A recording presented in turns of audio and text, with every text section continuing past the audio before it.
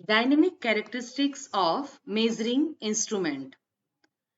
इसके पहले video lecture में मैंने आपको समझाया था static characteristics of measuring instrument, जहां मैंने आपको बताया था कि स्टैटिक कैरेक्टरिस्टिक और डायनेमिक कैरेक्टरिस्टिक को डिसाइड करने का जो क्राइटेरिया है वो है फिजिकल क्वांटिटी के बेसिस पर।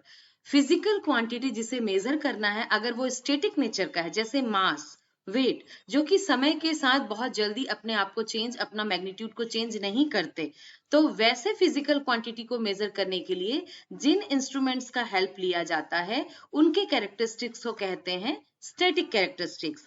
लेकिन ऐसे फिजिकल क्वांटिटी जो टाइम के वेरिएशन के साथ में अपने आप को बहुत फास्टली वेरी करते हैं, जैसे अगर कोई बाइक राइडर बाइक का सवारी कर रहा है और वो ट्रैवल कर रहा है, तो स्पीडोमीटर जो डिजाइन किया गया है, स्पीडोमीटर स्पीड मेजरमेंट के लिए डिजाइन किया गया है। लेकिन स्पीडोमीटर को डिजाइन करते समय हमें इस मेजरिंग इंस्ट्रूमेंट के किस कैरेक्टरिस्टिक को ध्यान रखना होता है? डायनेमिक कैरेक्टरिस्टिक को, क्योंकि किसी भी बाइक का जो स्पीड होता है वो हमेशा कांस्टेंट नेचर का नहीं होता।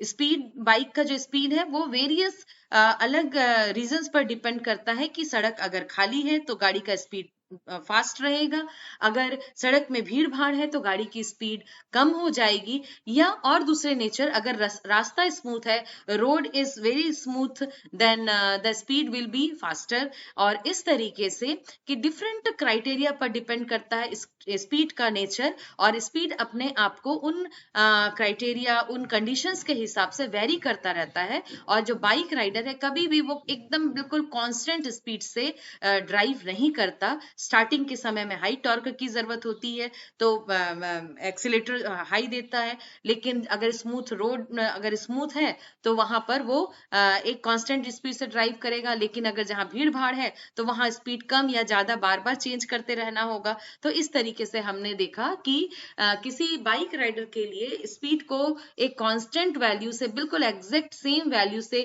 सेम स्पीड पे मेंटेन रखना ये कठिन काम है। इसीलिए स्पीडोमीटर जो डिजाइन किया जाता है उस मेजरिंग इंस्ट्रूमेंट के लिए, वहां पर स्पीडोमीटर का जो कैरेक्टरिस्टिक होगा वो डायनेमिक होगा, क्योंकि speed is of dynamic nature. तो हम कह सकते हैं the set of criteria defined for the instruments which changes rapidly with time. Time के साथ रैपिड चेंज अगर हो रहा है तो उस फिजिकल क्वांटिटी को मेजर करने के लिए जो इंस्ट्रूमेंट डिजाइन किया जाएगा, वो इंस्ट्रूमेंट के लिए जो कैरेक्टरिस्टिक्स होंगी वो क्या होंगी? डायनेमिक कैरेक्टरिस्टिक्स होंगी। इसका सबसे पहला कारण मैं आपको बता दूं कि जो ह्यूमन आई है, यहां पर हम इस बॉक्स की बात कर रहे हैं, ह्यूमन आई जो होता है वो सेकंड के 10वें फ्रैक्शन, अगर ये फ्रैक्शन अगर बढ़ गया, अगर 11वां फ्रैक्शन, 12वां फ्रैक्शन, तो उस फ्रैक्शन से ज्यादा फ्रैक्शन होने पर जो ह्यूमन आई है वो किसी प्रकार के चेंज को डिटेक्ट नहीं कर पाता। Human eye can not detect any event whose duration is more than 1/10 of a second, या हम ये कहें कि 1/10 से अगर वो 1/50th हो गया तो वो ड्यूरेशन एक्चुअल में घट गया। तो उतने कम ड्यूरेशन में हो रहे चेंज को ह्यूमन आई एब्जॉर्ब नहीं कर पाता, ऑब्जर्व नहीं कर पाता, सेंस नहीं कर पाता, डिटेक्ट नहीं कर पाता। इसीलिए अगर हम ऐसे फिजिकल क्वांटिटीज को मेजर करना चाहते हैं किसी इंस्ट्रूमेंट के जरिए जिस फिजिकल क्वांटिटी में बहुत रैंडम चेंजेस होते हैं, तो हमें इंस्ट्रूमेंट को ही इतने परफेक्शन के साथ डिजाइन करना होगा कि वो उस माइनर चेंजेस जो कि समय के फ्रैक्शंस में हो रहा है, सेकंड्स के 1/10 फ्रैक्शंस में हो रहा है, सेकंड्स के 1/20th फ्रैक्शंस में हो रहा है, उतने कम ड्यूरेशन के फ्रैक्शंस में होने वाले जो चेंजेस है उसको इजीली ऑब्जर्व कर सके, डिटेक्ट कर सके और रिप्रेजेंट कर सके डिस्प्ले में या रीडिंग में, है ना। तो इसीलिए if the quantities to be measured vary very rapidly, the dynamic relations between the instrument input and output must be examined using differential equation। यहाँ पर हम मैथमेटिकल मॉडलिंग की बात कर रहे हैं। जब हम किसी फिजिक्स के कोई एक टॉपिक का हम स्टडी करते हैं तो हम जनरली मैथमेटिकल एक्सप्रेशंस का सहारा लेते हैं। और आपको बता दूं कि डिफरेंशियल इक्वेशंस जो होते हैं, D D capital F by D T, इसका मतलब ये है कि differentiation of function f with respect to time t, and this dt is very infinitesimal time. ये जो dt है ये बहुत ही स्मॉल टाइम होता है। तो जब हम टाइम के बहुत स्मॉल फ्रैक्शन में जब हम काम करते हैं, तब हम उस स्मॉल फ्रैक्शन में हो रहे चेंज को स्टडी करने के लिए differentiation of function f with respect to time dt, ये हम इस्तेमाल करते हैं। और dt क्या है? इनफाइनाइटसिमल चेंज इन टाइम, बहुत ही तात्क्षणिक प्रभाव जिसे कहा जाता है हिंदी में, बहुत ही कम समय में होने वाले चेंज को स्टडी करने के लिए डिफरेंशियल इक्वेशन का सहारा लिया जाता है मैथमेटिकल मॉडलिंग करने के लिए। और इन्हीं डिफरेंशियल इक्वेशन के बेसिस पर, उन्हीं के सिलेक्शन के द्वारा अगर मेजरिंग इंस्ट्रूमेंट का डिजाइनिंग कंस्ट्रेंट अगर डिसाइड किया जाए, तो जो परफॉर्मेंस क्राइटेरिया होगा डायनेमिक रिलेशंस के लिए, वो क्या डिसाइड करेगा? डायनेमिक कैरेक्टरिस्टिक्स को डिसाइड करेगा। तो इस तरीके से डायनेमिक कैरेक्टरिस्टिक्स जो होते हैं वो dynamic nature of physical quantities को मेजर करने के लिए मेजरिंग इंस्ट्रूमेंट द्वारा डिजाइन किए जाते हैं, डिसाइड किए जाते हैं, और इनके मैथमेटिकल मॉडलिंग में डिफरेंशियल इक्वेशन का इस्तेमाल किया जाता है। अब हम देखते हैं कि ऐसे कौन सी फिजिकल क्वांटिटीज हैं। तो यहाँ पर मैंने कुछ एग्जांपल्स लिया है। वो एग्जांपल में है व्हीकल स्पीड, नेक्स्ट है फर्नेस का टेम्परेचर। फर्नेस में चूंकि हॉट मेटल्स वगैरह को मेल्ट करने के लिए वेरी हाई टेम्परेचर, और अलग अलग मेटल के लिए अलग अलग टेम्परेचर, अलग अलग मोल्डिंग के लिए, अगर हमको हॉट मेटल आयरन से हमें बार बनाना है, रॉड बनाना है, या स्क्रू बनाना है, तो उसके हिसाब से जो टेम्परेचर, फर्नेस टेम्परेचर होगा, उसका टेम्परेचर अलग वेरी करेगा। और कैटलिस्ट, डिफरेंट कैटलिस्ट उसमें डाले जाते हैं जिससे भी फर्नेस का टेम्परेचर वेरी करता है। Boiler temperature in which also the temperature is varying nature. और liquid flow rate in industry में जहां सेमी लिक्विड हो या लिक्विड हो स्लैश हो, तो इस तरीके से जो लिक्विड का फ्लो होता है, हॉट मेटल्स हो उनका जो फ्लो होता है, उनका फ्लो रेट, या हम सिंपली वाटर फ्लो भी देख लें। अगर हम किसी ड्रेनेज सिस्टम में अगर मेजर करना चाहते हैं वाटर फ्लो या ड्रेन वाटर का रेट, फ्लो रेट को अगर जानना चाहते हैं, तो डिफरेंट कंस्ट्रेंट्स की वजह से उनके जो फ्लो रेट होते हैं वो डायनेमिक नेचर के होते हैं। तो यहाँ पर 4 एग्जाम्पल हमने लिया है। व्हीकल का speed, furnace temperature, boiler temperature, liquid flow rate in industry, liquid sensing, liquid level sensing for agitated liquids and turbulence, जहां पर बहुत पानी के लेवल में या लिक्विड में बहुत उथल पुथल होती है, जहां पे जो पाइपलाइन होता है वो अप्स एंड डाउन्स में होता है, तो वैसे जगहों में लिक्विड का लेवल भी बहुत फास्टली वेरी करता है। तो इस तरीके से ये जितने फिजिकल क्वांटिटीज हमने यहाँ पर लिखे हैं, ये सब बहुत ही डायनेमिक नेचर के हैं। और इन फिजिकल क्वांटिटीज को मेजर करने के लिए हमें जो इंस्ट्रूमेंट चाहिए, उनका डायनेमिक कैरेक्टरिस्टिक्स को हमें बहुत अच्छे से जानना समझना है। और चलिए बढ़ते हैं, उन्हीं डायनेमिक कैरेक्टरिस्टिक्स को हम अलग अलग तरीके से स्टडी करेंगे। यहाँ पर मैंने 5 different types of dynamic characteristics यहाँ पे नोट डाउन किया हुआ है। और ये 5 डायनेमिक कैरेक्टरिस्टिक्स जो हैं, जिसमें है number 1 speed of response, number 2 Fidelity, number 3 dynamic error, number 4 lag, and number 5 overshoot. And among these 4 dynamic characteristics, speed of response and Fidelity, ये जो दो हैं ये डिजायरेबल नेचर है। मीन्स किसी भी मेजरिंग इंस्ट्रूमेंट का स्पीड ऑफ रेस्पॉन्स अच्छा होना चाहिए, हाई फिडेलिटी होनी चाहिए, है ना। और जो नीचे के 3 पॉइंट्स हैं, डायनेमिक एरर ना हो तो अच्छा है, लेग ना हो, किसी भी तरीके से मेजरमेंट लेग ना हो तो अच्छा है, और ओवरशूट ना हो तो अच्छा है। तो इस तरीके से हमने देखा कि ये जो 5 डायनेमिक कैरेक्टरिस्टिक्स हैं। इन 5 डायनेमिक कैरेक्टरिस्टिक्स में से स्पीड ऑफ रेस्पॉन्स और फिडेलिटी डिजायरेबल है, while dynamic error, lag and overshoot are undesirable. तो इस तरीके से हम बढ़ते हैं अगले पॉइंट्स की तरफ। यहाँ पर मैंने आपको एक एग्जाम्पल के जरिए dynamic nature of physical quantity और उसका डिजाइनिंग कंस्ट्रेंट, उस इंस्ट्रूमेंट को, मेजरिंग इंस्ट्रूमेंट को डिजाइन करना कितना टफ है, कॉम्प्लिकेटेड है, ये मैं आपको मोटर स्पीड, यहाँ पर ये स्प्लेंडर प्लस आपको दिखाया गया है। स्प्लेंडर प्लस में जो स्पीडोमीटर होता है उसका ये डिफरेंट व्यू से ये फोटोग्राफ्स लिया गया है। यहाँ पर देखिए ये फ्रंट व्यू है और फ्रंट व्यू में आप इस कर्सिव जो स्केल बना हुआ है, ये कर्सिव स्केल जो है रीडिंग प्रोवाइड कर रहा है किलोमीटर पर आवर में स्पीड का, और इसके साथ ही इस व्हीकल ने टोटल कितने किलोमीटर कवर कर लिया है, कितना किलोमीटर डिस्टेंस ट्रेवल कर लिया है, ये हम इस डिजिटल डिस्प्ले में यहाँ पर देखते हैं। ठीक है, अब इस इंस्ट्रूमेंट का इंटरनल देखिए, यहाँ पर ये कट व्यू जो है, अगर मैं दिखाऊं आपको, the very first one is the front view, और ये बैक पोर्शन से पीछे की तरफ से बैक साइड से ये व्यू लिया गया है जो सेकंड पिक्चर है।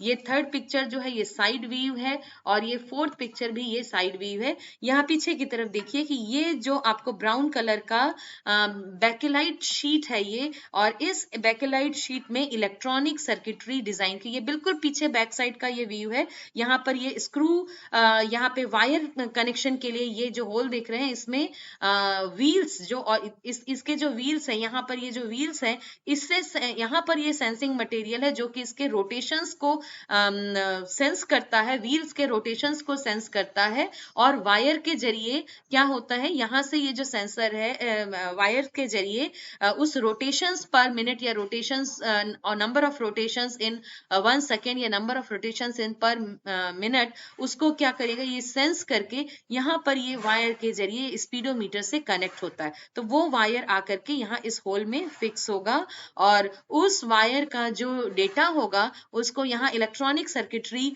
रिसीव करेगा। यहाँ पर आप ये पूरा का पूरा मैकेनिकल स्ट्रक्चर, आप मैकेनिकल के स्टूडेंट ज्यादा अच्छे से समझ सकेंगे। यहाँ ये वायरिंग के लिए कनेक्शन पॉइंट है, इसके अंदर से ये स्क्रू और मैकेनिकल फिटिंग के जरिए यहाँ से देखिए ये कनेक्शन जो है वायर का, यहाँ पर ये आप वर्टिकल जो लाइन, वर्टिकल कनेक्शन देख रहे हो, ये एक्चुअल में वो जो वायर जो कि व्हील बाइसिकल या स्प्लेंडर के जो चक्के से होकर के आ रहा है, जिसने सेंस किया है रोटेशन पर मिनट या रोटेशन पर आवर या रोटेशन पर सेकेंड के जो मैथमेटिकल एक्सप्रेशन लिया गया होगा, मैथमेटिकल मॉडलिंग किया गया होगा, उसी हिसाब से वो सेंसर जो है रीडिंग को या फिजिकल एनर्जी को वन फॉर्म से अनदर फॉर्म में कन्वर्ट करके यहाँ पर इस वायर के जरिए, ये एक्चुअली आप देखोगे कि ऊपर में ये निडल से कनेक्ट है। Let me give you the picture view. ये यहाँ पे जो वायर कनेक्ट है, ये वायर जो एक्चुअली में जा करके यहाँ देखिए ये स्क्रू और मैकेनिकल फिटिंग के जरिए वन फॉर्म ऑफ एनर्जी को अनदर फॉर्म ऑफ एनर्जी में कन्वर्ट, फाइनली ये इस जो नीडल है, this one is the needle, ये जो नीडल है, ये नीडल जो है सर्कुलर या सेमी सर्कुलर या पर्टिकुलर एंगल में ये रोटेट करते हुए जो रीडिंग शो करता है, वो एक्चुअली ये नीडल कैसे मूव करता है, यहाँ इस मैकेनिकल स्ट्रक्चर से जो टॉर्क डेवलप हो रहा है उससे ये नीडल डिफ्लेक्ट करता है उस सर्कुलर स्केल में। ठीक है, इसके साथ साथ आप एक और चीज देख रहे हो कि टोटल डिस्टेंस ट्रेवल करने के लिए यहाँ पर देखिए ये 2 रोलर्स लगे हुए हैं, और उस रोलर के पेरीमीटर में 1 2 3 4 5 6 डिजिट्स में, अगर आप ध्यान दीजिएगा तो यहाँ पर ये unit value, let me correct it, यहाँ पर ये जो सबसे राइट साइड है, यहाँ पे ये पहला डिजिट, ये दूसरा डिजिट, ये तीसरा डिजिट, चौथा डिजिट, पांचवा, छठवां, इस तरीके से 6 डिजिट में टोटल किलोमीटर, टोटल डिस्टेंस कितना कवर किया वो शो करने के लिए इस तरीके से मैकेनिज्म डेवलप किया गया है कि जब ये वायर यहाँ पे आएगा तो ये पूरा का पूरा ये भी रोटेट की, जो पूरा का स्ट्रक्चर है ये सर्कुलर मोशन में ये रोटेट करता है। यहाँ पे आप देख रहे हो ये जो मैकेनिकल स्ट्रक्चर है इसमें रोटेशन होता है, जिससे कि ये पूरा का पूरा ये वाला स्ट्रक्चर जो रोटेट करेगा, और उसके रोटेशन से यहाँ पर जो ये 2 सर्कुलर आप देख रहे हैं जिसमें 6 डिजिट का डिस्प्ले मैं दिखा रही हूँ, वो 6 जो है है ये वर्टिकल में रोटेशन करते हैं। मैंने यहाँ पे बताया इसमें जो एक्सिस रोटेशन है, यहाँ मैं 2 डायरेक्शन बता दूं, ये रोटेशन जो है हॉरिजेंटल एक्सिस में सर्कुलर रोटेशन है, जबकि यहाँ ये दो जो बैटरी के जैसे आपको दिख रहे हैं जिसमें डिजिट्स लिखे हुए हैं, वो वर्टिकल डायरेक्शन में रोटेशन करते हैं, वर्टिकल डायरेक्शन में रोटेशन। जैसे अगर मैंने हाथ में बेलन लिया और मैं हाथ में बेलन लेके दोनों हाथों से हॉरिजेंटली मैंने उसको लिया और उसको सर्कुलर मूव कर रही हूँ, तो वो हॉरिजेंटल मूवमेंट हुआ। जबकि अगर मैं उसी बेलन को एक हाथ में लेकर के वर्टिकली खड़ा कर दूं और उसको चारों तरफ डायरेक्शन में मूव करूं एक्स एक्सिस के परपेंडिकुलर, तो वर्टिकल रोटेशन होगा। तो यहाँ पर ये वर्टिकल रोटेशन होता है दोनों डिजिट का, जो कि किसी मैथमेटिकल फॉर्मूला के जरिए इस हॉरिजेंटल रोटेशन के साथ में करस्पॉन्डिंग नेचर का होगा, और जितने रोटेशन पर मिनट ये हॉरिजेंटल व्हील जो रोटेट करेगा उसी के हिसाब से करस्पॉन्डिंगली यहाँ इनके डिजिट्स में रोटेशन होगा, जो कि किलोमीटर में फाइनली डिस्प्ले होता है। यहाँ पर और फाइन रीडिंग के फॉर्म में यहाँ देखिए कि इस तरीके से एक बड़ा सा व्हील सर्कुलर मोशन में लगाया गया है। ये जो हिस्सा है this is the part where this is the part ये पूरा का पूरा एक सर्कुलर सिलेंडर है। ये सिलेंडर जो है अपनी जगह पे रोटेट करता है, और उस सिलेंडर के रोटेट करने से ये जो डिजिट्स हैं ये मूव करते हैं, और इसका साइज, शेप और ये जो मैकेनिकल फिटिंग है ये इतना फाइन टेक्नोलॉजी के जरिए किया गया है कि ये जो स्पीडोमीटर है ना केवल किलोमीटर पर आवर में स्पीड मेजर करता है, बल्कि साथ ही साथ टोटल कितना डिस्टेंस कवर किया वो भी मेजर करके इस स्पीडोमीटर के फ्रंट व्यू में ये डेटा शो करता है। तो इस तरीके से मैंने बताया कि आपको पहले ही समझाया मैंने कि किसी भी व्हीकल का जो स्पीड है वो स्पीड जो है कांस्टेंट नहीं होता, डायनेमिक नेचर का होता है, और उस डायनेमिक नेचर के स्पीड को परफेक्टली मेजर करने के लिए ये जो आपको मैंने डिफरेंट व्यूज ऑफ स्पीडोमीटर आपको दिखाए हैं, जो कि टोटल कंस्ट्रक्शन मैकेनिकल स्ट्रक्चर है। इवन यहाँ पे जो डिजिटल डिस्प्ले दिख रहा है, ये डिजिटल डिस्प्ले भी एक्चुअल में मैकेनिकल फिटिंग है, मैकेनिकल कंस्ट्रक्शन है। इसका कंस्ट्रक्शन जो व्यू है, ये इसका जो डिजाइन है, साइज एंड शेप है, ये सब मैकेनिकल कॉन्सेप्ट पर बॉल बियरिंग और वियर एंड टियर फ्रैक्शंस को ध्यान में रखते हुए और गियर कॉन्सेप्ट को ध्यान में रखते हुए स्क्रू के माध्यम से एक दूसरे को जोड़ करके हॉरिजेंटल मूवमेंट और वर्टिकल सर्कुलर मूवमेंट को ध्यान में रखते हुए ये डिजाइन किया गया है ना। तो ये हुआ स्पीड मेजरमेंट का। One more example I am taking flow, turbine flow meter. Turbine में जो लिक्विड लेवल फ्लो करता है that is also of random nature, तो उसके किसी पर्टिकुलर इंस्टेंट पर एवरेज फ्लो कितना है उसके लिए इस तरीके से एक्चुअल जो पाइप है जिसमें से इनपुट फ्लो हो रहा है और मीटर के बाद में यहाँ से ये आउटपुट होगा, तो लिक्विड का इनपुट कुछ इस तरीके से है। लिक्विड जो फ्लो करेगा उसका डायरेक्शन है लेफ्ट टू राइट यहाँ पर, और मीटर यहाँ पर बीच में लगाया गया है फ्लो मीटर, और फिर फ्लो मीटर को मेजर करने लिक्विड का आउटपुट जो होगा वो कुछ इस तरीके से है। लेकिन इस फ्लो मीटर में रीडिंग मेजरमेंट करने के लिए ये जो स्ट्रक्चर तैयार किया गया है, this is the structure, complete structure, this is the display device and this complete is the structure for flow meter to take the reading of flow exactly.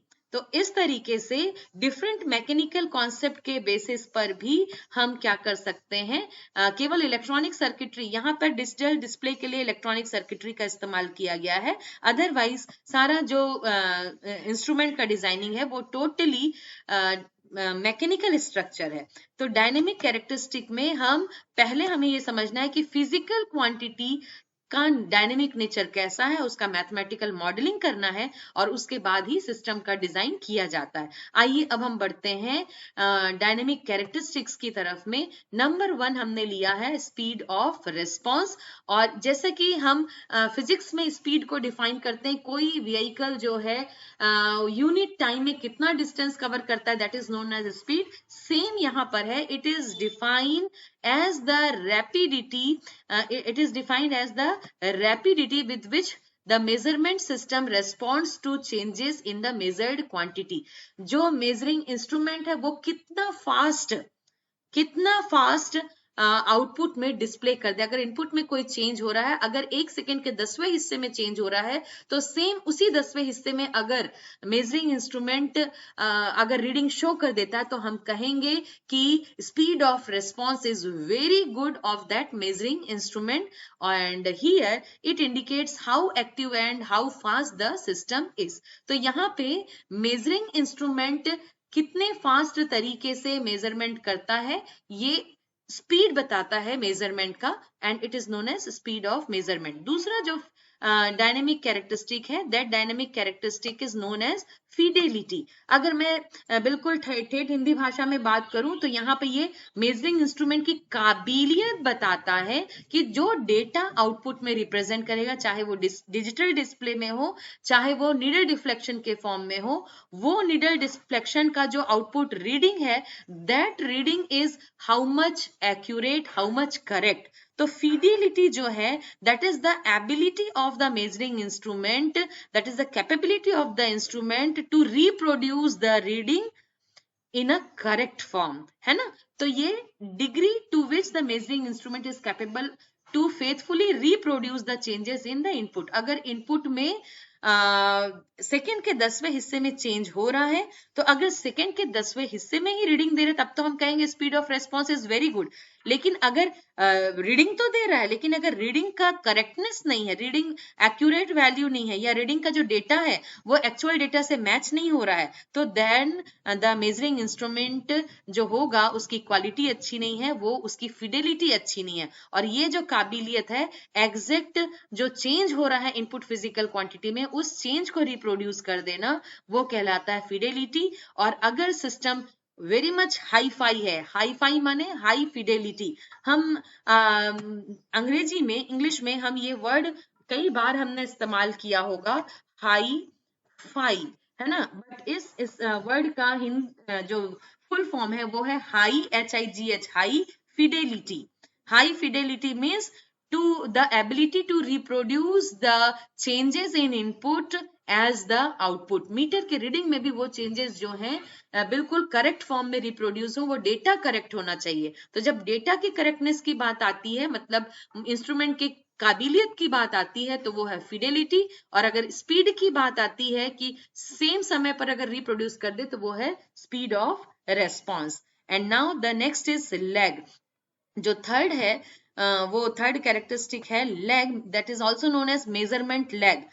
तो अगर देखिए 100% कैपेबल तो कोई भी इंस्ट्रूमेंट नहीं होता है, तो कुछ ना कुछ टाइम डिले जरूर होता है। बिल्कुल 10वें ही फ्रैक्शन में सेकेंड के रीडिंग हमको मिल जाएगा, ऐसा नहीं है, कुछ तो टाइम जरूर लेगा मैकेनिकल इंस्ट्रूमेंट अपने प्रोसेसिंग में, या इलेक्ट्रिकल इंस्ट्रूमेंट अपने प्रोसेसिंग में। तो वो जो टाइम का लैग होगा, मतलब इनपुट में चेंज होने के अगर 2 सेकेंड के बाद में, या अगर इनपुट में चेंज हो रहा है सेकेंड के 10वें हिस्से में, तो यहाँ पे आउटपुट हमें शो कर रहा है सेकेंड के दूसरे हिस्से में, मतलब थोड़ा टाइम ड्यूरेशन ज्यादा लग रहा है अगर उसको डेटा को रिप्रेजेंट करने में, तो that is known as that lagging, या जो डिले है, टाइम डिले है आउटपुट रिप्रोड्यूस करने में, वो टाइम डिले कहलाता है मेजरमेंट लैग। ठीक है, तो ये मेजरमेंट लैग जो है, ये क्या हो गया, टाइम से रिलेटेड हो गया। फिडेलिटी जो है ये इंस्ट्रूमेंट के रीडिंग से रिलेटेड हो गया, और स्पीड जो है, जो speed of response is related with the fastness of the instrument. अगर मैं कहूं फिजिक्स का speed is equal to distance by time में, स्पीड, डिस्टेंस और टाइम ये 3 फिजिकल क्वांटिटी है, तो डायनेमिक कैरेक्टरिस्टिक में भी स्पीड, फिडेलिटी हो गया डिस्टेंस से इक्विवेलेंट, और लैग हो गया टाइम से इक्विवेलेंट। लैग टाइम को बताता है, कितना टाइम ड्यूरेशन लग रहा है रिप्रोड्यूस करने में।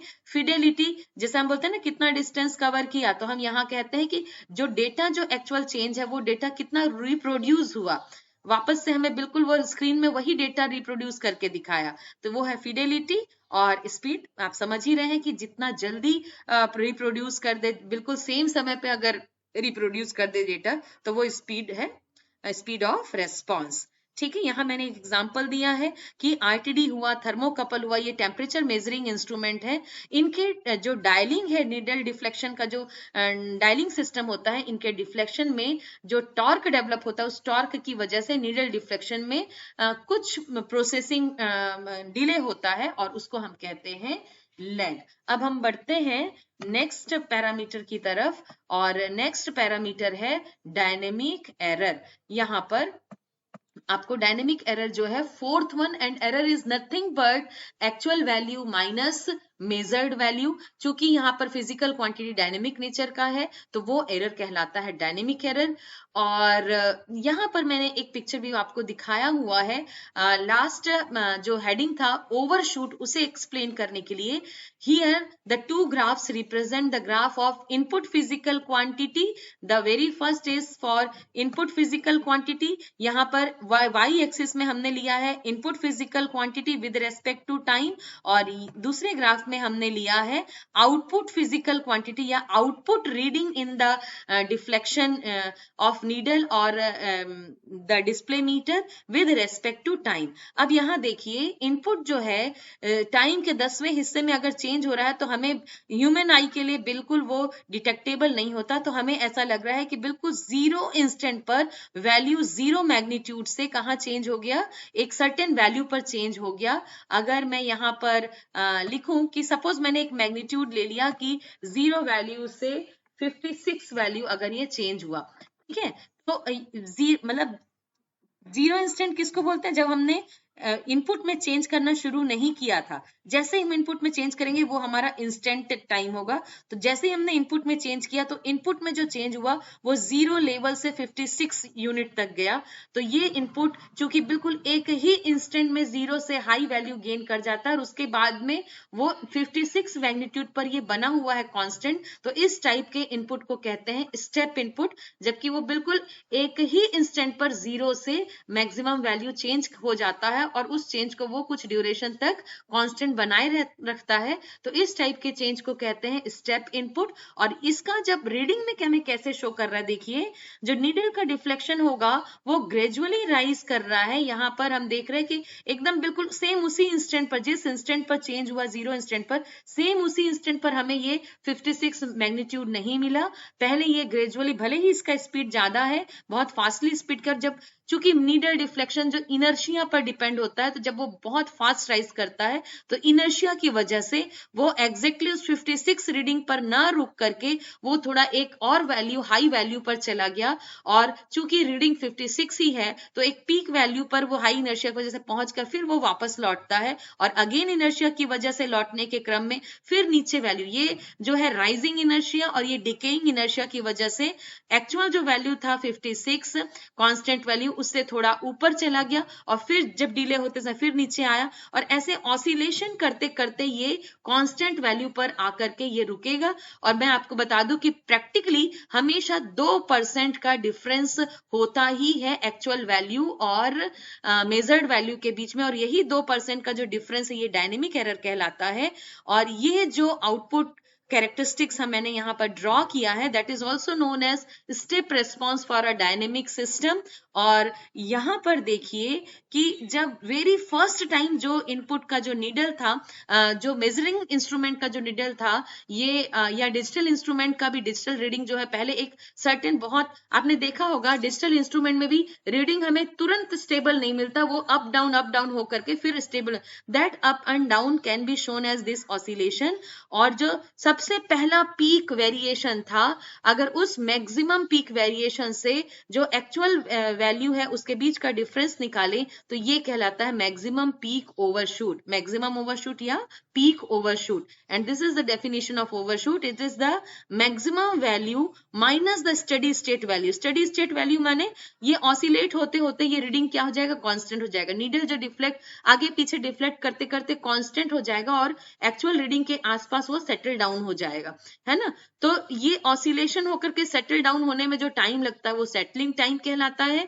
और वेरी फर्स्ट इंस्टेंट में जो वैल्यू बहुत हाई वैल्यू तक राइज कर गया था, तो वो peak value minus the settled value अगर हम करें तो ये जो डिफरेंस मिलता है that is known as maximum overshoot. And these were about the dynamic characteristics of the measuring instrument. Thank you.